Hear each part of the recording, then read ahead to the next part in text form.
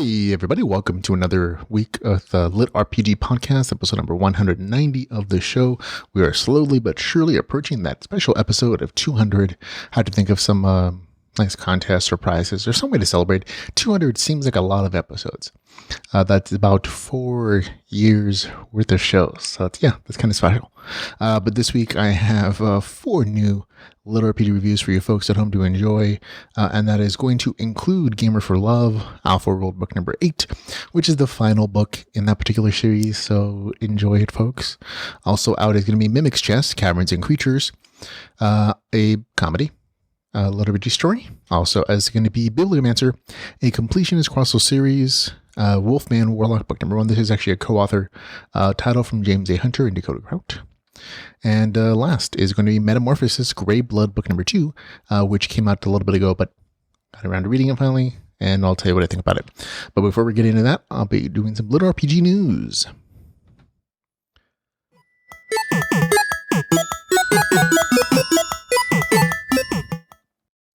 And in LitRPG news, we're going to begin with the story from Taj McCoy L. He was nice enough to write into the podcast and let us know that the second book of his popular series, Ruins of Majesta, is up for pre-order. I tell you, say it's a series, but it's only a series now when he's putting on a second book. He also let us know that book 1 will be on sale for 99 cents. Starting this Friday, September the 20th, all the way until next Friday when the second book comes out on September the 27th. So for a whole week, 7 days, you're going to be able to get that nice book for 99 cents. And for anybody who hasn't read it, please go do so. It's actually a very enjoyable story. Got a nice review from us. And I'm personally looking forward to reading book number 2. You can actually just see the cover arts. You can see that there's definitely a stylization difference in both like terms of the actual cover art and also in the font stuff. I like the artwork for book number 1 immensely, but I know it's not as popular. So it's not as definitely appealing to some readers. And I think book 2 has definitely more mass appeal. So there is that. But definitely go check them both out and go pre-order. It's a fun book. Also, in LitRPG news, we have Sambu Theater dropping one of the cutest trailers I think I've ever seen. It is the new trailer for the Greystone Chronicles book number 3.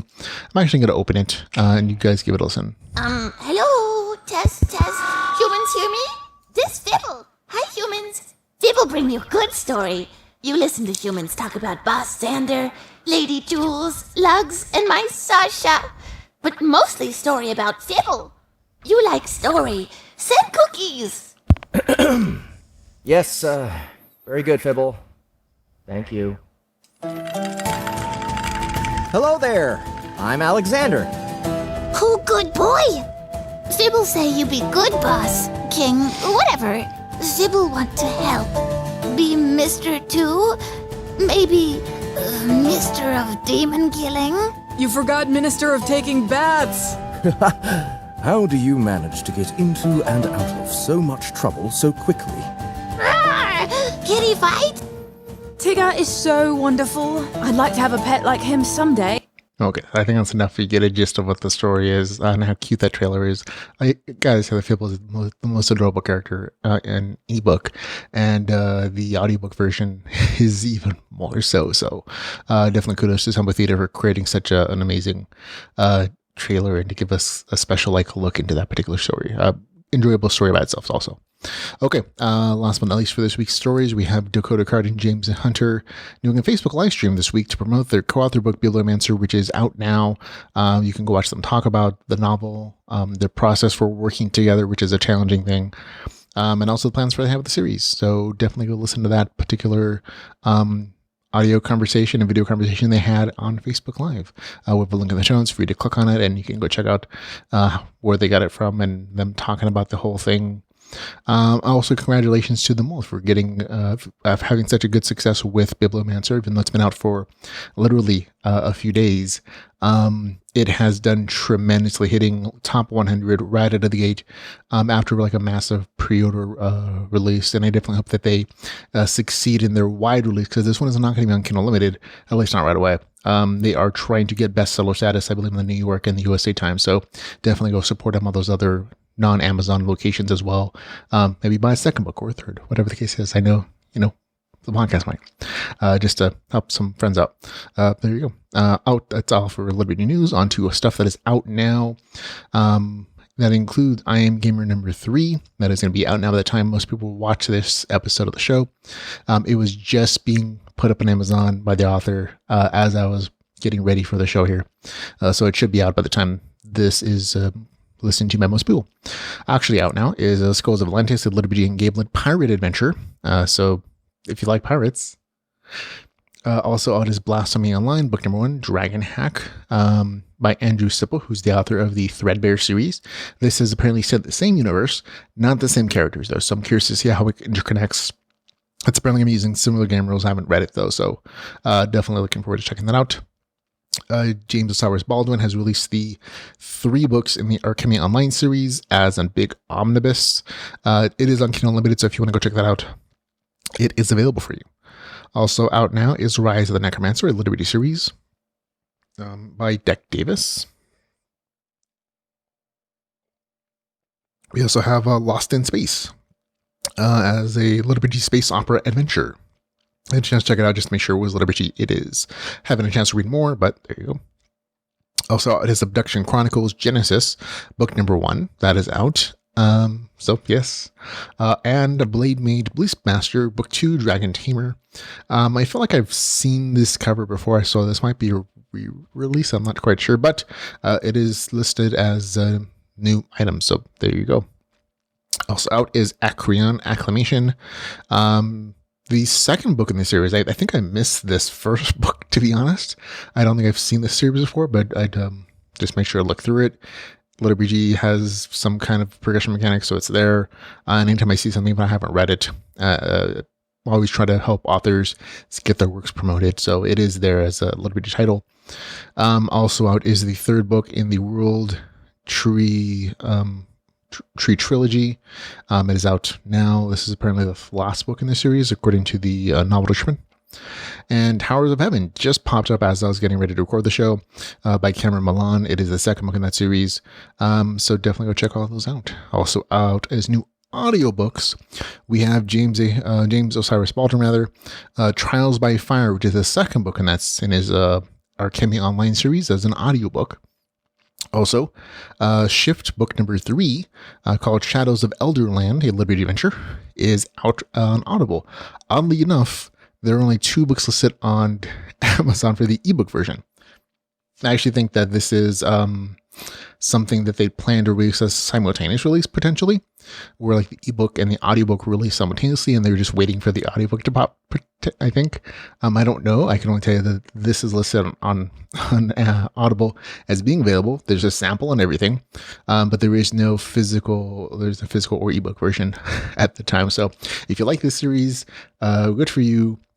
You get to listen to the audiobook version before the ebook version is out. Okay, on to upcoming LitRPG, which is just where I read a bunch of stuff that's coming out in the near future, so feel free to skip ahead if you don't want to listen. But there are a couple new additions to this list and some changes in some of the titles. God of Gnomes, Godcore book number 1 will be out on September 26th. Looks interesting, so it's coming up pretty soon. The 2nd book in the Realms of Majestus series, volume 2.1, Creatures and Cupcakes, will be out on September 27th. This is that new listing from Taj McCoy that I was mentioning earlier. The Shadowstone Rebellion, the 3rd book in that series, will be out on September the 30th. The 2nd book in the Darkness Online series will be out on September the 30th as well, called Darkness Found. The 3rd book in the Transformation series will be out on September the 30th as well. September the 30th is a big day for people, apparently. Hopefully we're going to get First Song number 2 around that same time. The Blaze Corbin, he said that this is the release day time, so I just got to go with that. October the 1st is Fairies, the 4th book in the Monster Maces and Magic series. The 2nd book in the Hero Online series will be out on October the 3rd. Dungeon Dive, a LitRPG short story, will be out on October the 16th. October the 16th.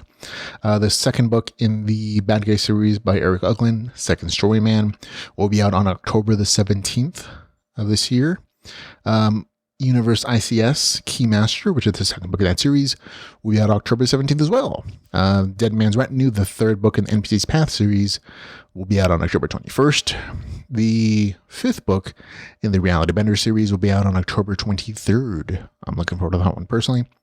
The second book in the Skyrim's Online series, Silver Peak, will be out on October 29th. The second book in the Varna series, called The Black Blade, is actually shifting its release date from October the 10th, I believe it was, to October 31st. So that's one of the shifts there. A Dark Path, Forsaken Talents will be out on November the 1st of this year.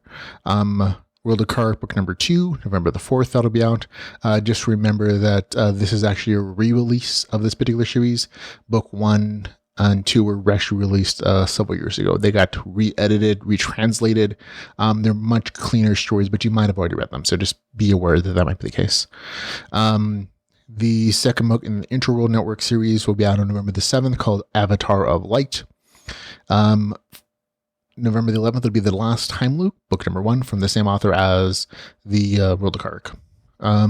Also, Dragonheart, the third book in that series, will be out on November 22nd. And the Underdog book number 2, which actually turned out to be a very entertaining series, will be out on December 23rd, The Wastes by Alex Osterchuk. So there we go. All kinds of stuff all the way until December. And of course, remember, if you're an author who's a LitRPG author and you want to be on this list because you're releasing something in the future, or the next couple months, just, write into the podcast if I haven't found your thing by now. There you go. You can always reach us at feedback@geekbystepodcast.com or at liturgypodcast@gmail.com. Either one works for us. Okay, on to new releases and reviews.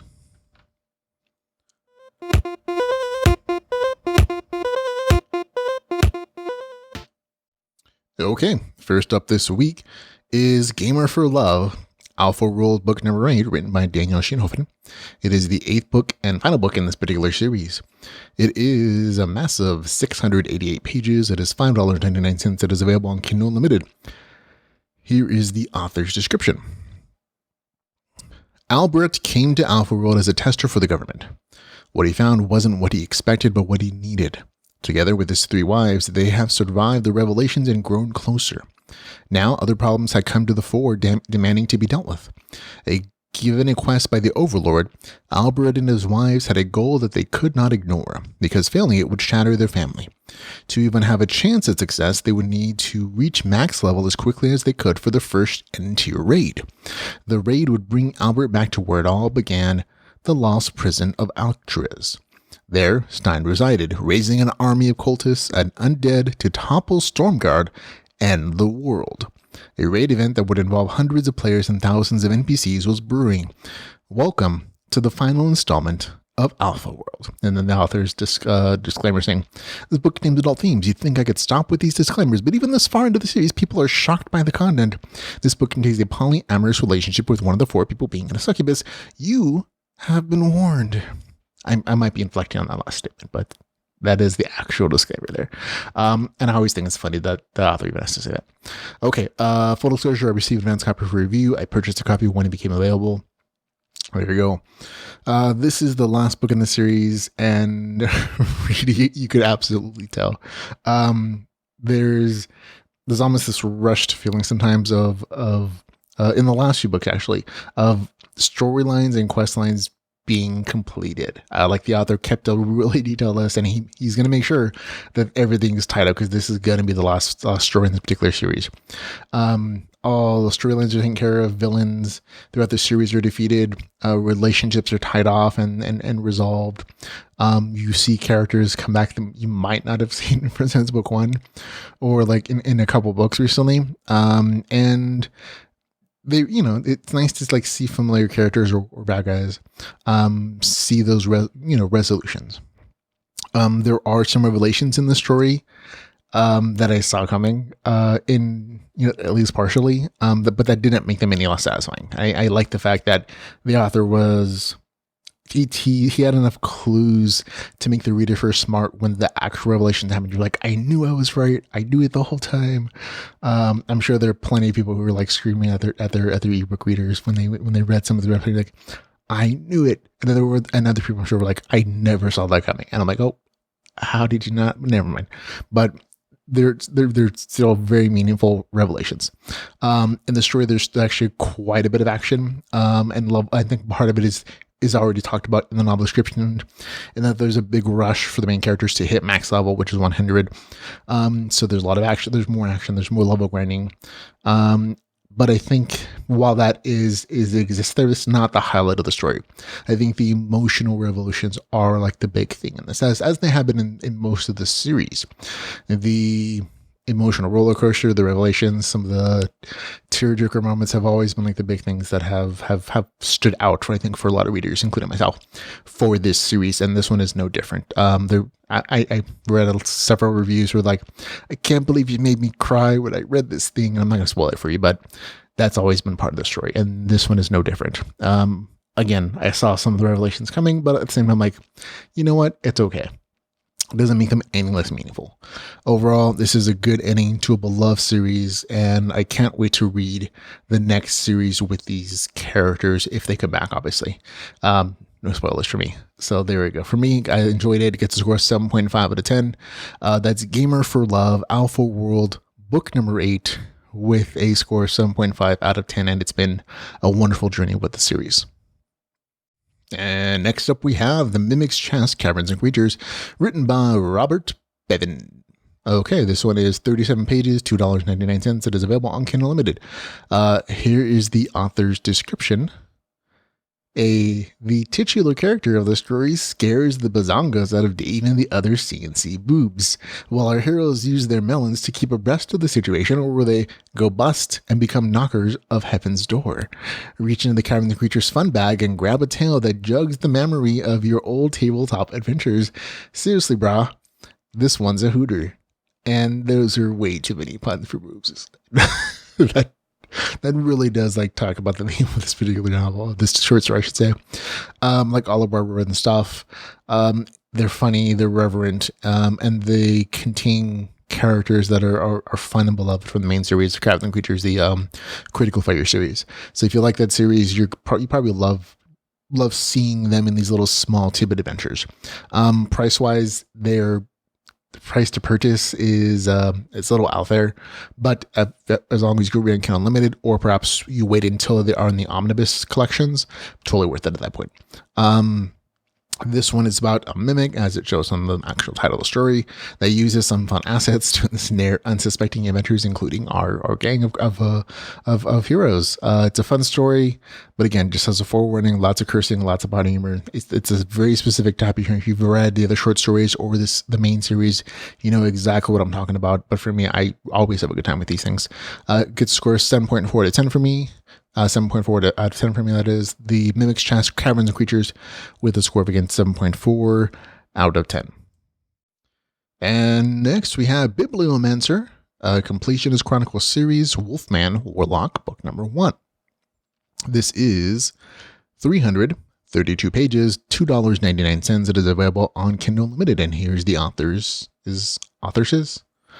description. There are two authors. The vaunted power of the Mage's College, unbound freedom among the Wolfmen, the best of both worlds. Recent college grad Sam King was hoping for a backpacking trip across Europe as a graduation present. Instead, he's going to get a different kind of trip, a 3-month stint in the ultimate immersive gaming experience. As a lifelong geek, gamer, and outsider, it's a better gift than he'd ever dreamed. But when he jumps feet first in the world of Eternium, run by Cal, the certified altruistic lexicon, it's not exactly what he expected. All he wants is to quest, game, grind some levels, and get his hands on some awesome loot. Have fun. But the Mage's College seems to have a very different definition of fun, one involving study, blisteringly strict regulations, aristocratic hierarchy, and tons of pay to play. Sam crosses the college and finds himself running for his life with a back-talking book that is far more than it seems, and a class that no one has ever heard of. If he can navigate the deadly college politics and the looming war with the barbaric Wolfman, he might just find the fun and adventure he was looking for. So there we go. Again, this is written by James A. Hunter and Dakota Kraut. They co-authored this, and they're both a couple of my favorite authors. They're really good guys. I've had a chance to meet them several times. I didn't do all their interviews. So I was really jazzed about the story. Full disclosure, I should tell you that I received Dan's copy for review. I absolutely purchased when it became available, though. This is a side story set in the Completionist Chronicles universe. The main character is an original one created for the series, someone that will likely become an antagonistic force for the main series. And I say antagonistic intentionally because I don't think he's going to be a bad guy as much as an opposing force for main character in the other series. He's not an evil character. He isn't. Although I could potentially see something like the Osmark situation happening in like the Viridian Gate series, which is what James Hunter series that James Hunter writes, where it's a complicated situation eventually. But for right now in this book, he comes off very heroic, very much with his own ideals and he's just playing for a different side than what the main character is playing for. So I'll just wait and see what it actually turns out with. I'll admit right off the bat, I had high hopes for this. I was super excited because, again, two authors whose stuff I really enjoy are working together to create a story. And I recognize that it is super challenging to co-write a story set in an already existing universe. There are expectations to uphold. And there are just rules in place and story points and story timelines that are already set that you can't really mess with. And while it's challenging, I think Dakota Grant and James Hunter do a really good job of navigating that. This story, however, doesn't really bring anything new, and it really can't, depending on where it's set. But I think it uses what's existing in this world really well. And I think what really benefits the fact that I think Dakota Grant, he has a whole head, and I'm sure Excel sheets full of knowledge and information. So I think that really benefits the series, or at least this particular story. For some readers, it's going to be a really nice return to the Mages College, the Wolfman, in the early parts of the game. The game mechanics, of course, are really top notch. So they follow through well with lots of information on classes and skills and abilities, as is the case for both the authors. They're really, it's really important to both of them. I'm noticing the novels to be consistent with their rules and mechanics and everything. For me, I maybe it's because I had high expectations on this, but the beginning of the story wasn't really engaging for me. I'm not saying it's not well written or it's not entertaining in its own way. It just wasn't. It didn't really grab me because, again, the opening character section is something I've read before. The character creation stuff, the first class that didn't really matter, and you knew it right off the bat because it's not on the cover. It's not that cover character class that you knew was coming. And the Mages College stuff, they're all things I'd read about before, so there really wasn't anything surprising there for me. The story only really got interesting for me when the new class, the Bibliomancer class, came into play, and it took a little while in the story to get there. But once it did, you got tons of information, you got class training, you got class abilities, which were really cool. And you got an actual point of progress for the main character being proactive in changing and challenging his situation. The story took turns that I thought it would. I'm not saying it's predictable, but you could tell there wasn't a ton of room for this main character to change because the big changes in this story universe were set in a different series with a different main character. So there's only so much room that this character had to mess with stuff. You know what I mean? And it took the turn that I thought it was going to. Still, it was really quite a fun story to see how the Bibliomancer class overcame the obstacles that were presented for the main character. That was really fun for me. Overall, it's not my favorite story in the Completionist Chronicles series. It just isn't, but it's a good, entertaining read, and I'm super happy for both these authors that they're having such a huge success with this particular novel. It's fun and it's good.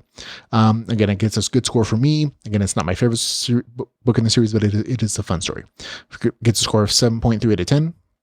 It's Bibliomancer with a score of 7.3 out of 10. That's Bibliomancer, the Completionist Chronicles series, Wolfman Warlock, book number 1. And next we have Metamorphosis, Greyblood, book number 2, written by Daniel Prince. Okay, this is 290 pages. It is $3.99. It's available on Kindle Unlimited, and here's the author's description. Unleash the monster inside. A mysterious island, a half-orc battling for control of his mind, things that go bump in the night. Fresh from the events of the Academy's end-of-year tournament, half-orc Luger and his party are on their first official guild assignment. Their mission? Aid in the creation of a new settlement on a recently discovered landmass. Unfortunately, Luger is finding out that nothing in life ever comes easy. Disaster strikes on arrival and there is no way to contact his mentor Marek for help. The expedition starts crumbling and Luger must find a way to keep the new settlement from falling apart. But Luger has his own personal problems. His monster side is awakening faster than predicted, and if he doesn't become strong enough, then the orc soul inhabiting his body will seize control. With his friends by his side, Luger is still confident that he can take on the challenges ahead of him. That is, if the demonic beasts attacking in the night don't kill them all first. So there we go. Okay. This is a fine sequel in a fine series. The story of Luger and his companions continues as they leave the academy, though not all their enemies. The group adventures, they fight, there's a little town building and a little bit of crafting. I mean, relative to the size of the book. But that's kind of all there is. The novel really doesn't bring anything new to the genre. It just does what it does entertainingly. It does good action adventure stuff. I did enjoy in particular the scene where the main character is resolving the issues with his orc soul. I thought that was nicely done. Good also peeks into the main character's past. I thought that was a nice little touch. One of the things I did not like about the story though is how it dealt with the big villain. I thought that was kind of a cheap resolution. But I get that he's supposed to be a series villain, so if he's beat here, that kind of like ruins the momentum of the series. At the same time, like there's a lot of resources that at their disposal that big villain, I thought like he probably still could have beat them. Again, the hero has to win, so I get that. Just a little small thing that bugged me. But other than that point, everything was really nice. It nailed the slice of life action adventure aspects of the series.